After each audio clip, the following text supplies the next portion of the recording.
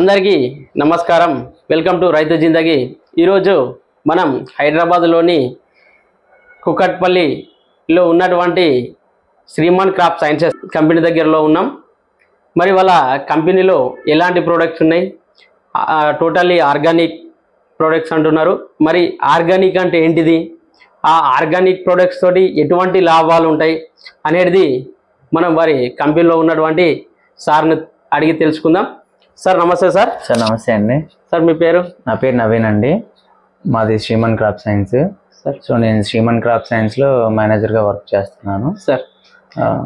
Sir ఇప్పుడు మీది pure Organica sir, లేకుంటే? Sir organic sir. Organic sir. Organic అంటే ఏంటి సార్? అది ఆర్గానిక్ అనేసి అంటే ఏంటంటే మనం ఎటువంటి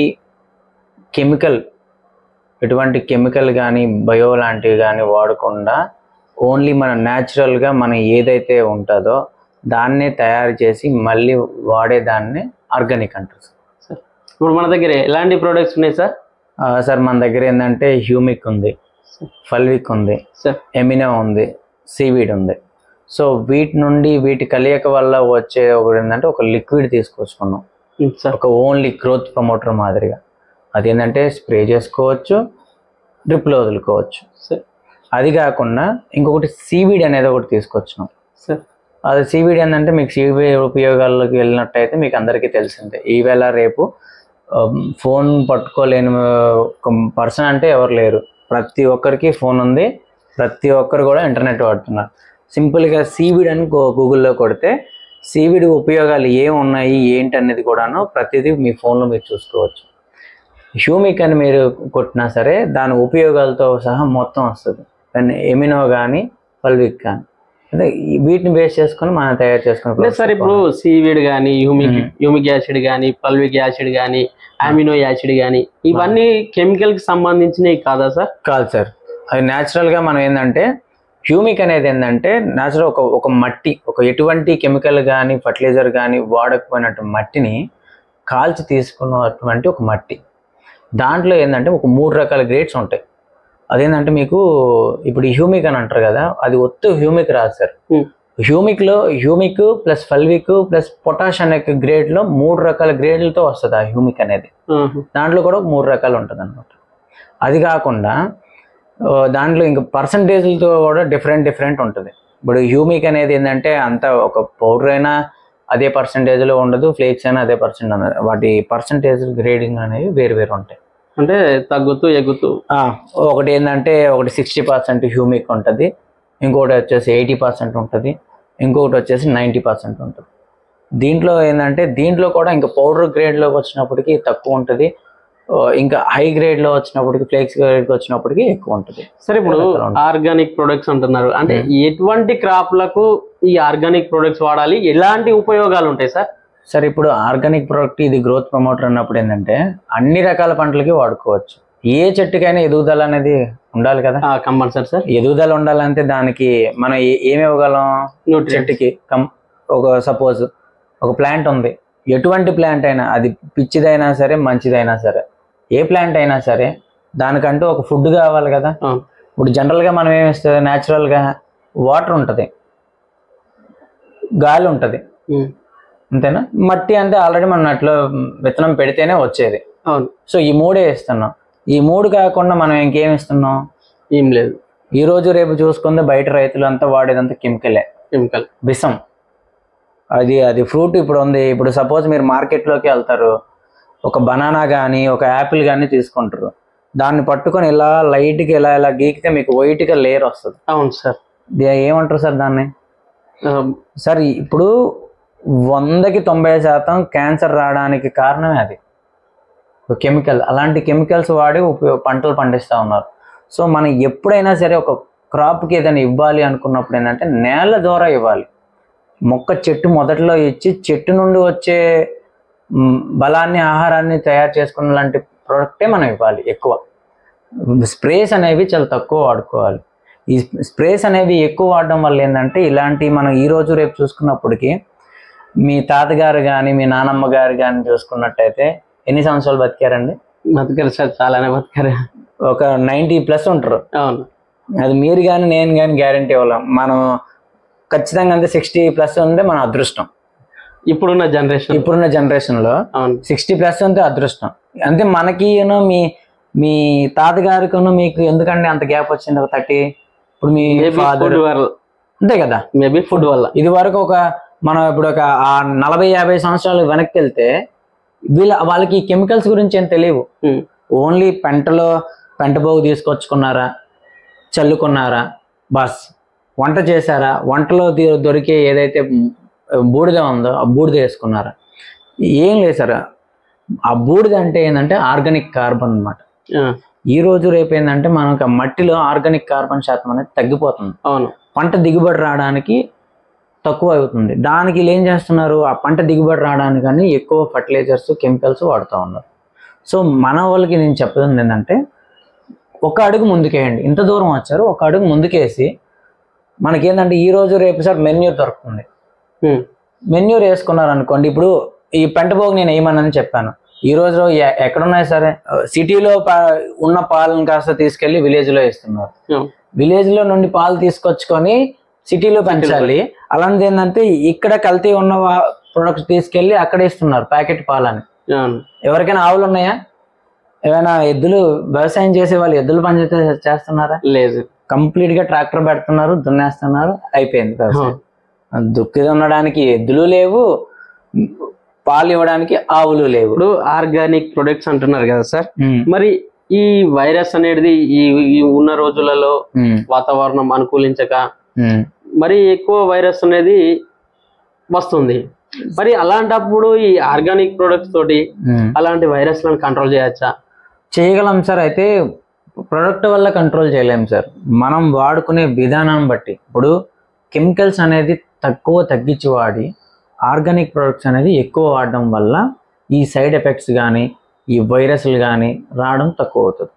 మనం అది చేయడం తగ్గించి మన ఏంటంటే కెమికల్స్ ఎక్కువ వాడడం వల్ల ఏంటంటే, ఇప్పుడు ఎవరైనా ఉన్నారు, సపోజ్ మనం హాస్పిటల్కి వెళ్ళాం ఒకసారి, ఫస్ట్ టైం మీకు తలనొప్పి వచ్చింది.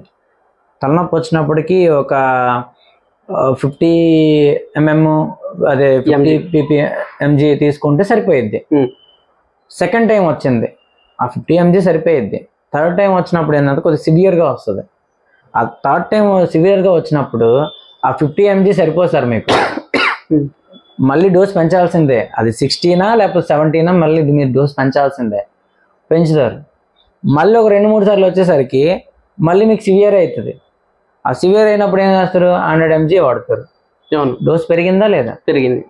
సేమ్ అదే పరిస్థితి ఇప్పుడు మనం ఉన్న వ్యవసాయంలో ఉన్న పరిస్థితి అదే వచ్చింది. మనం వ్యవసాయం చేస్తున్నాము, ఫస్ట్లో ఏం చేసేవాళ్ళు సార్, ఒక ½ కట్టు యూరియా మాత్రమే వేసేవాళ్ళు. అవునవును, స్టార్టింగ్లో. ఇప్పుడు ఏం చేస్తున్నారు సార్, 3 సార్లకి 3 బస్తాలు వేసేయాల్సిందే. అంటే ఏమైంది ఇక్కడ, మట్టి సారవంతాన్ని అనేది తగ్గిపోయింది. మన వాళ్ళు ఏంటంటే కెమికల్స్ అనేది ఎక్కువ వాడడం, ఈ యూరియా కానీ ఇవన్నీ. ఆ యూరియా వాడడం వల్ల ఏమవుతుంది సార్, వాటిలో ఉన్న ఆ జీవరాశులన్నీ చనిపోతున్నాయి, ఆ సారవంతం అంతా పోవడం వల్ల పంటకి ఇంకేమొస్తుంది, ఆ క్షణానికి అది. ఇప్పుడు తరంలో 3 బస్తాలు వేసాము, రేపు మా పిల్లలు పుట్టేటప్పటికి ఏమవుతుంది అంటే ఇంకో బస్తా ఎక్స్ట్రా వేసుకోవాల్సి వస్తుంది. సో రాను మనం మట్టిని నాశనం చేస్తాం.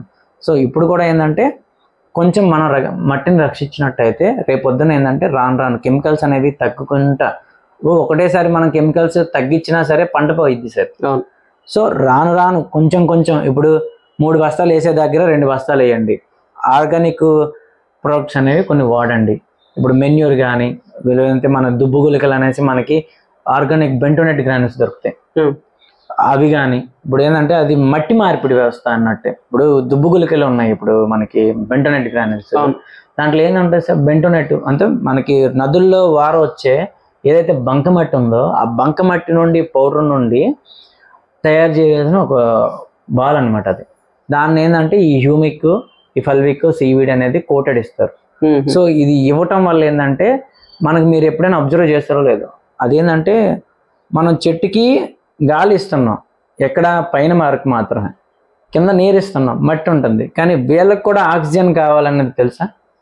వేళ్ళకి ఆక్సిజన్ మనం ఎట్లా ఇవ్వగలం? ఇవ్వలేం. సాధ్యమవుతుందా? సో మనం ఏంటంటే ఒక చిన్న ఆలోచనతో గ్రాన్యూల్స్ అనేది వేయటం వల్ల ఏంటంటే అవి కిందకి వెళ్ళిన తర్వాత వాటి ఆక్సిజన్ అనేది రిలీజ్ చేస్తుంది. వాటర్ లేకపోయినప్పుడు గుల్లబారేద్ది ఎండు భూమిలో, కానీ వాటర్ ఉన్నప్పుడు గుల్లబారడం కానీ ఏమంటారు ఆ వేళ్ళకి ఆక్సిజన్ ఇవ్వడం కానీ సహజం కాదు. కాబట్టి వీటి వల్ల మనకి అది సహజం అవుతుంది.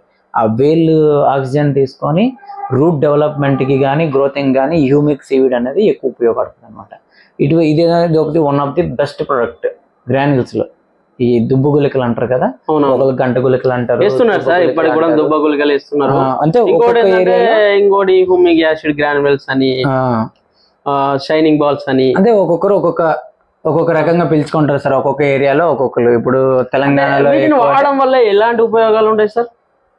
మనకి వరిలో వాడుకుంటే ఏంటంటే సార్, మనకి పక్కన పిలకలు రావడానికి అవకాశం ఉంది. మీరు తెలంగాణ భాషలో అంటే గంట గుళికలు అంటారు. గంట రావడానికి ఎక్కువ బాగుంటది.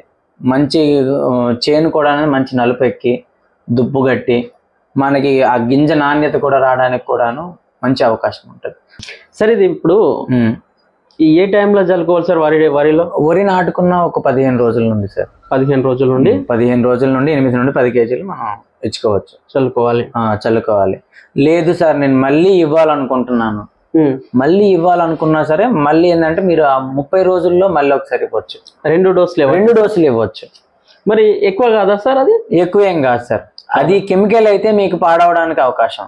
అది ఆర్గానిక్, మీకు ఏంటంటే స్లోగా వస్తుంది. మీరు ముందు నాటిన 15 రోజులప్పుడు ఇవ్వడం వల్ల ఏమవుతుందంటే కొత్తగా వేళ్ళు వచ్చి దాన్ని లాక్కోవడానికి వేరు ఉపయోగపడడానికి బాగా ఉపయోగపడుతుంది నాటిన 15 రోజులప్పుడు. ఆ నాటిన తర్వాత మళ్ళీ 30 రోజులు మీరు వేసిన 15 రోజుల తర్వాత మళ్ళీ 15 రోజుల తర్వాత మళ్ళీ సెకండ్ మీరు ఇస్తారు. సెకండ్ టైం ఇవ్వడం వల్ల ఏంటంటే అది మళ్ళీ దుబ్బు గట్టడానికి ఎక్కువ అవకాశం ఉంటుంది అన్నమాట. ఈ ఎక్కువ ప్యాడీలో అయితే మీ దగ్గర ఉందా సార్ ప్రోడక్ట్? ఉంది సార్, ఉంది. మనం శ్రీగోల్డ్ అని మనం పెట్టాము. మనం ఏంటంటే బకెట్ లో కానీ బ్యాగుల్లో కానీ మనం ఇస్తాం. బకెట్ ఎంత వెయిట్ సార్? బ్యాగ్ ఎంత వెయిట్? బకెట్ 10 కేజీలు ఉంటుంది, బ్యాగ్ అయితే 8 కేజీలు ఉంటుంది. ఈ 2 ఎకరానికా సార్, లేకపోతే డోసెస్ ఏమన్నా? కొందరు ఏంటంటే రైతులు ఏం చేస్తారంటే మాకు 8 కిలోలే సరిపోవు అనుకుంటారు, మేము కొంచెం ఎక్కువ వేయాలనుకుంటారు. సో వాళ్ళు ఏంటంటే ఇంకో 2 కిలోలు ఎక్స్ట్రా వేసుకుంటారు. కొందరు ఏంటంటే చిన్నకారు రైతులు ఉంటారు, ఒక 1/2 ఎకరం ఉంటుంది. 1/2 ఎకరం ఉన్న వాళ్ళకి ఏంటంటే బకెట్ కొనుక్కుంటే నాకేంది ఇది ఎకరా ఉంది కదా 2 సార్లకి అన్న మాత్రం ఆలోచిస్తారు, ఒకసారికే చల్లుకోవాలని చూస్తారు. సో అలాంటి వాళ్ళు ఏంటంటే 8 కేజీల బ్యాగ్ తీసుకొని ఒకసారి చల్లుకోవడానికి ఎక్కువ చూస్తారు. 8 కేజీలలో ఉండే ప్రోడక్ట్ అదే, బకెట్ లో ఉండే ప్రోడక్ట్ అదే సార్. మీకు ఏంటంటే ఆ బ్యాగ్ బాగా బకెట్ అనేది మారుస్తారు. ఇప్పుడు లాంగ్ ఎక్కువ దూరం పోవాలా, బ్యాగుల్లో వేస్తే ఏంటంటే దగ్గర ఉన్నప్పుడు ఏంటంటే ఎక్కువ డ్యామేజ్ కాదు. అదే బకెట్లో అన్నప్పుడు ఏంటంటే కొద్దిగా గట్టిగా ఉంటుంది.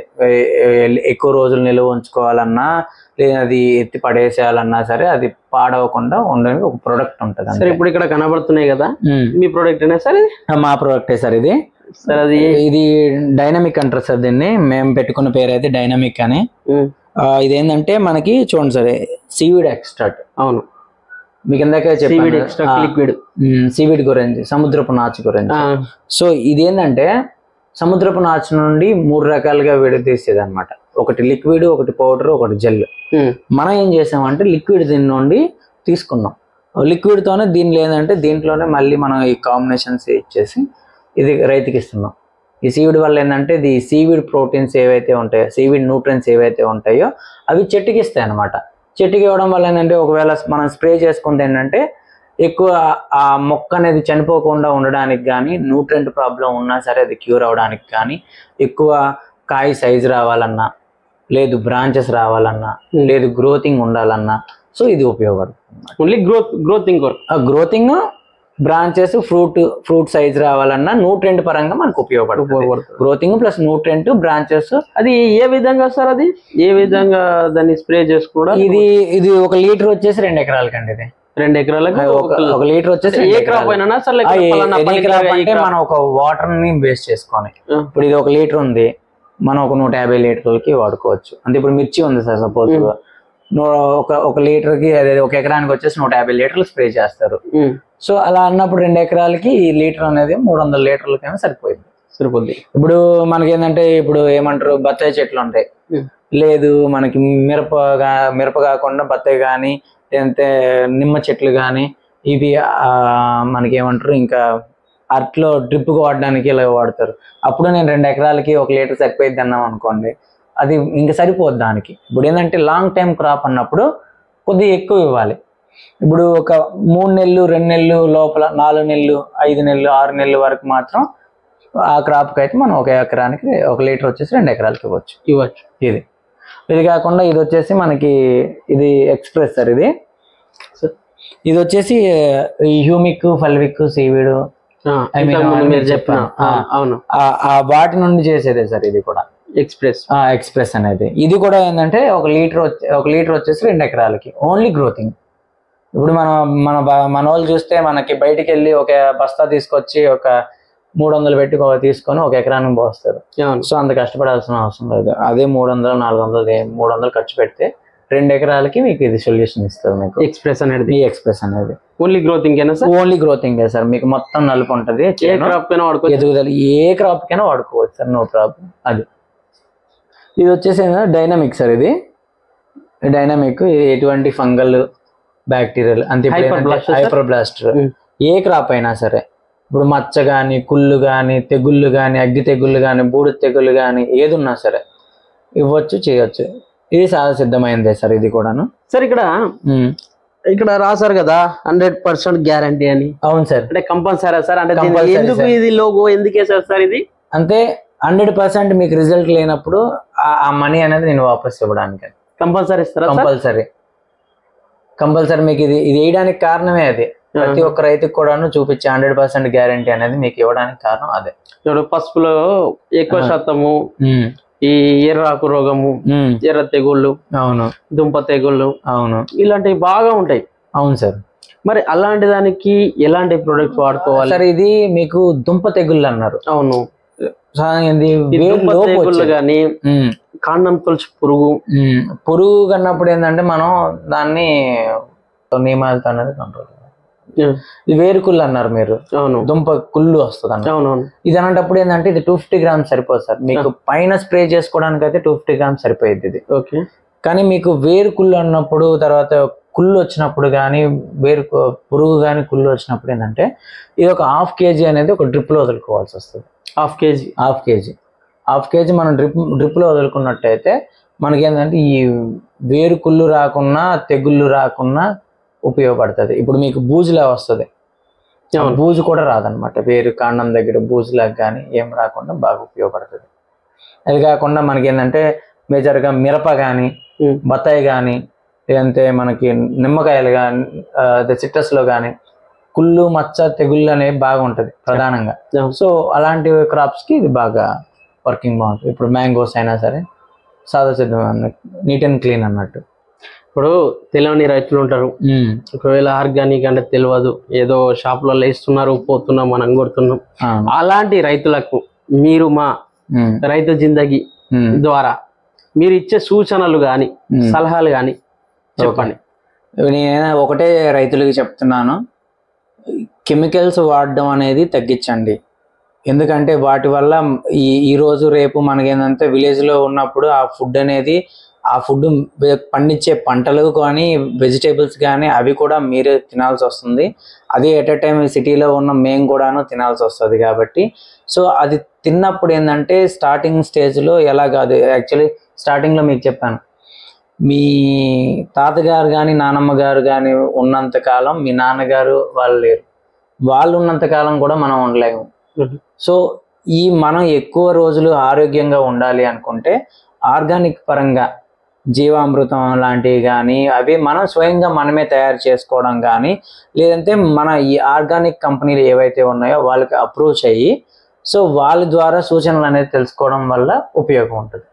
ఇంకా ఏంటంటే తక్కువ పెట్టుబడి పెట్టి అధిక లాభం చేయడానికి కానీ, అధిక దిగుబడి తెచ్చుకోవడానికి కానీ, మనం పంట అనేది, మన నేల అనేది కూడా ఆరోగ్యవంతంగా ఏదంటే మట్టిని నాశనం చేయకుండా, కలుషితం చేయకుండా, జీవులు ఎక్కువ ఉండేటట్టు కానీ సారాంతం పెంచుకోవడానికి కూడా ఉపయోగపడుతుంది. అంతే. ఇంకోటి ఏంటంటే ముఖ్యంగా ఒకటే గమనికండి, రైతులు చేను కోసిన తర్వాత మొత్తం కాల్చేస్తున్నారు. అవును సార్. దయచేసి అదైతే చేయొద్దు. అది వీలైతే తడిచిన తర్వాత, కుళ్ళిన తర్వాత దమ్ము పెట్టి వదిలేయండి, కానీ కాల్చవద్దు. కాలడం వల్ల చాలా ఇబ్బంది పడుతుంది. ప్రతి రైతు అదే చేస్తున్నారు ప్రతి సార్. రైతు అది చేస్తున్నారు, దయచేసి అదొకటి చేయొద్దు. సార్ ఇప్పుడు ఈ ఇంటర్వ్యూ మన రైతు జిందగీ ఛానల్లో పెట్టడం మీకు ఇష్టమేనా సార్? ఇష్టమే సార్. ఇది నేను మీ ఒక్కరితోనే చెప్పినట్టు ఉంటుంది. అదే ఈ వీడియో చెప్తే కొన్ని వేల లక్షల మందికి ఉంటుంది. ఆ వేల లక్షల మందిలోన ఒక నలుగురు నా వల్ల మారినా నేను హ్యాపీ సార్. అది మీ వల్ల చేరుకోవడం వల్ల నాకు ఇంకా హ్యాపీ ఉంది. ఇప్పుడు మనం చెప్పిన ఒకరికి ఇద్దరికి చెప్పగలం. అదే మీ వీడియో ద్వారా, మీ యూట్యూబ్ ఛానల్ ద్వారా కొన్ని లక్షల మందికి పోయిద్ది. కొన్ని లక్షల మందిలో నలుగురికి అర్థం చేసుకొని నలుగురు మారినా సరే నేను చాలా happy sir. Thank you sir. Okay sir, thank you sir. మన రైతు జిందగీ యూట్యూబ్ ఛానల్ ఏదైతే ఉందో, ఈ రైతు జిందగీ యూట్యూబ్ ఛానల్ వల్ల ఎంతమందో రైతులకి ఆదర్శంగా ఉంటుంది కాబట్టి త్వరగా సబ్స్క్రైబ్ చేసుకోండి, లైక్ చేయండి. వీలైతే మీ ద్వారా అంతే మీ ఫ్రెండ్స్కి కూడా ఈ వీడియో షేర్ చేయండి. ఇంకా ఎంతో మరికొన్ని వివరాలు ఇంకా ఎక్కువ విషయాలు అనేది తెలుసుకోవడానికి కంటిన్యూస్గా ఫాలో అవ్వండి. Thank you.